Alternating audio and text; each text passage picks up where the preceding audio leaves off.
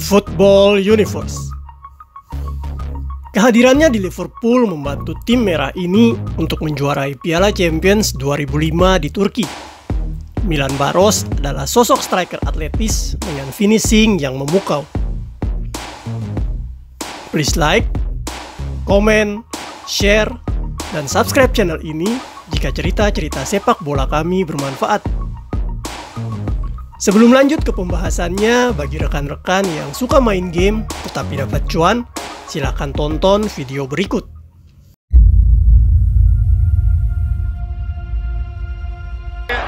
Balotelli, Aguero!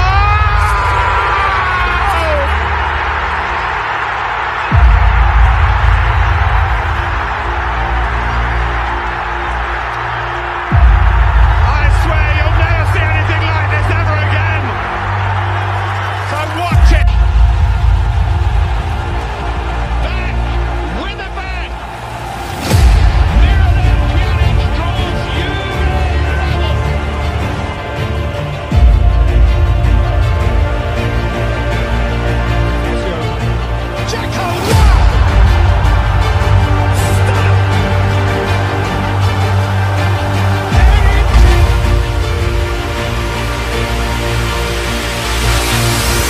Untuk link, silakan diklik di kolom deskripsi.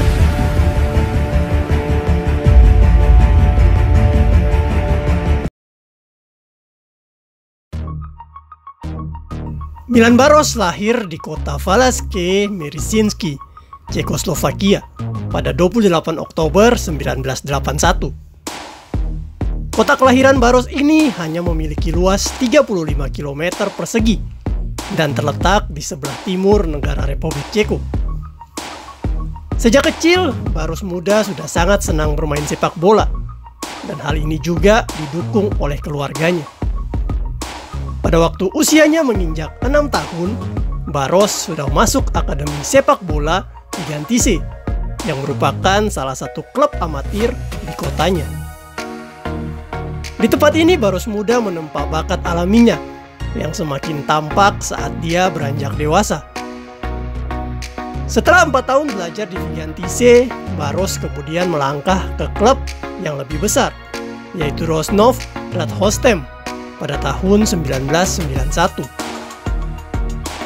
Anak 10 tahun ini kemudian mulai mengenal teknik-teknik sepak bola dengan benar, dan setiap hari Baros sangat senang berlatih untuk mempertajam skillnya. Anak kecil ini ternyata menyita perhatian salah satu klub besar di Liga Utama Ceko waktu itu, yaitu Baník Ostrava. Sehingga ketika usianya mencapai 12 tahun, dia kemudian direkrut Baník untuk belajar di tim junior mereka.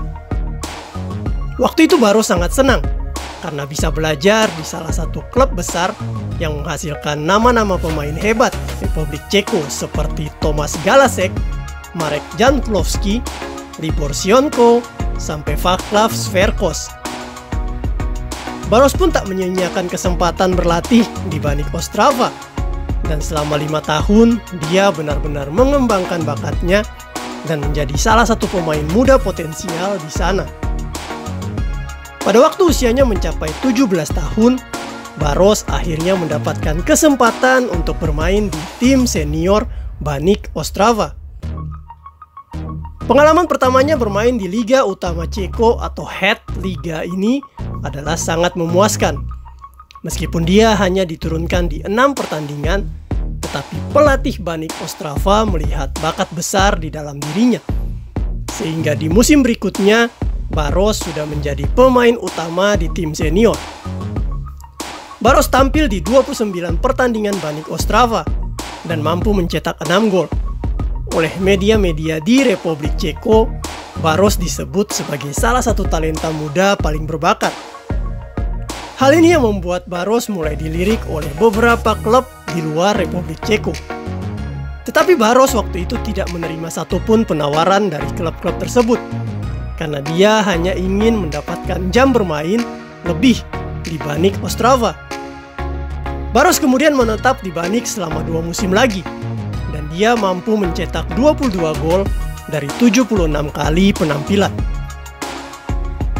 Pada pertengahan musim 2001-2002, Barros kemudian memutuskan untuk bergabung dengan Liverpool yang bersedia membayar nilai transfernya sebanyak 3,2 juta dolar. Kedatangan Barros melengkapi lini depan Liverpool yang sebelumnya telah dihuni beberapa nama besar seperti El Hadji Diouf, Emile Heskey, dan Michael Owen. Penampilan perdana Barros adalah saat Liverpool menghadapi Barcelona di Piala Champions Eropa pada bulan Maret 2002. Sementara itu di Liga Inggris, Barros tidak sekalipun diberikan kesempatan bermain di musim perdananya ini. Di musim keduanya 2002-2003, Barros mulai mendapatkan kepercayaan untuk bermain di Liga Inggris. Dia berhasil mengantarkan Liverpool menjuarai Piala Liga dengan mengalahkan musuh bebuyutan mereka, Manchester United, 2-0. Dan ini menjadi trofi perdana bagi Barros di karir profesionalnya. Di musim keduanya ini, Barros mencetak 12 gol dari 42 kali penampilannya untuk Liverpool. Di musim ketiganya 2003-2004, Barros mengalami sesuatu yang buruk, yaitu mengalami cedera ankle parah saat menghadapi Blackburn Rovers.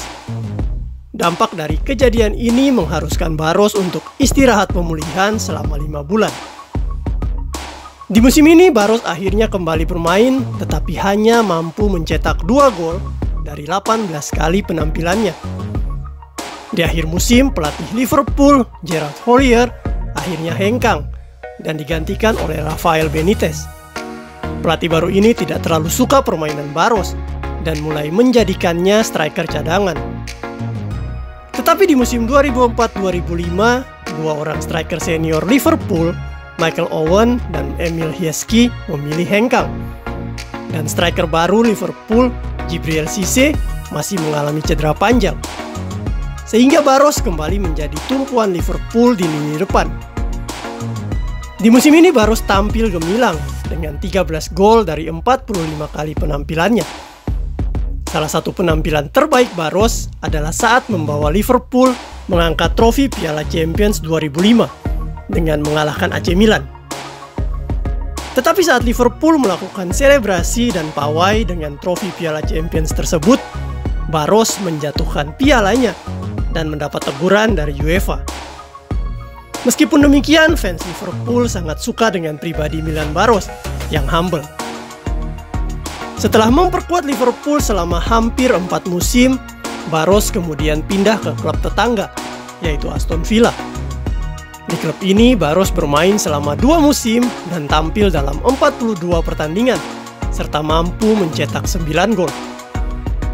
Setelah itu, dalam rentang waktu 4 musim, Barros bergonta-ganti klub secara reguler dan mengenakan seragam 3 kesebelasan yang berbeda-beda, mulai dari Olympique Lyon, Portsmouth, sampai akhirnya menetap di Galatasaray. Alhasil, kebiasaan itu membuat publik melabeli Barros sebagai sosok yang memiliki karir yang nomaden atau sering berpindah-pindah. Namun sedikit pembeda terjadi kala Barros memperkuat Galatasaray. Tanpa diduga-duga, Barros justru bertahan cukup lama, atau selama 5 musim bareng Galatasaray. Ajaibnya lagi, pria berpostur 182 cm ini muncul sebagai mesin gol baru yang bisa diandalkan oleh tim berjuluk Cimbon tersebut. Tidak seperti sebelumnya, rasio gol yang berhasil dibukukan Barros selama mengenakan kostum kuning merah khas Galatasaray memang jauh di atas rata-rata. Dari 110 partai di seluruh ajang, Barros tampil gemilang dengan menyumbang 60 gol buat Galatasaray. Pada musim 2008-2009, Barros bahkan sukses mencuri gelar top skor Liga Super Turki sebelum mempersembahkan titel Liga Super Turki buat Galatasaray di musim 2011-2012. Pencapaian tersebut akhirnya sanggup merebut hati pendukung dari klub yang berdiri pada 30 Oktober 1905 tersebut. Sayangnya, tabiat nomaden Barros kembali kambuh seusai kontraknya tak diperpanjang oleh Galatasaray pada musim kompetisi 2012-2013. Dirinya lantas mondar-mandir Republik Ceko dan Turki guna membela Baník Ostrava, Antalyaspor, Baník lagi, Mlada Boleslav, Slovan Liberec, serta Baník lagi dalam kurun 4 musim terakhir. Sial bagi Baros, performanya dalam masa nomaden jilid kedua ini tidak terlalu gemilang. Ketajamannya melorot drastis dan tak bisa menembus 2 digit gol lagi.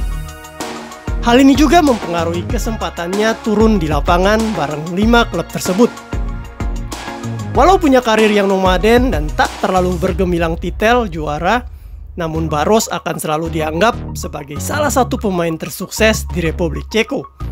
Apalagi rekornya bersama tim nasional juga cukup baik. Sampai sekarang dirinya masih duduk sebagai pencetak gol terbanyak kedua sepanjang sejarah Republik Ceko dengan koleksi 41 gol dari 93 pertandingan yang dimainkannya, walau sudah mengakhiri karir internasionalnya pada tahun 2012 kemarin. Sosok yang jadi top skor Piala Eropa 2004 ini cuma kalah dari kompatriotnya yang punya tinggi badan raksasa, yaitu Jan Koller. Di usianya yang menginjak 41 tahun saat ini, Baros masih bermain untuk klub amatir FK Vigantice, meskipun sempat mengumumkan pensiun pada Juli 2020 lalu. Hal ini membuat banyak fansnya yang belum tahu kapan Baros akan memutuskan untuk benar-benar pensiun. Meskipun demikian, Milan Baros adalah salah satu striker tajam yang pernah dimiliki Republik Ceko di zamannya.